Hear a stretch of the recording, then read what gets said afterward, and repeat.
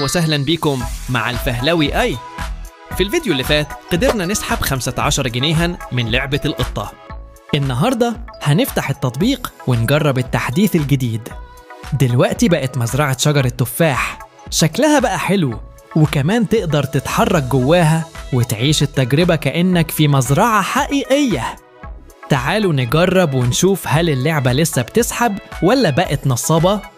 أول حاجة نعمل حصاد للتفاح، وبعدها نروح نضغط على زر سحب الأرباح. نحط البيانات بتاعتنا زي فودافون كاش، رقم التليفون والاسم، وبعدها نضغط على زر السحب. علشان نتأكد هنكرر العملية مرة تانية، وفعلا التطبيق لسه شغال والسحب بيتم بنجاح بدون أي مشاكل.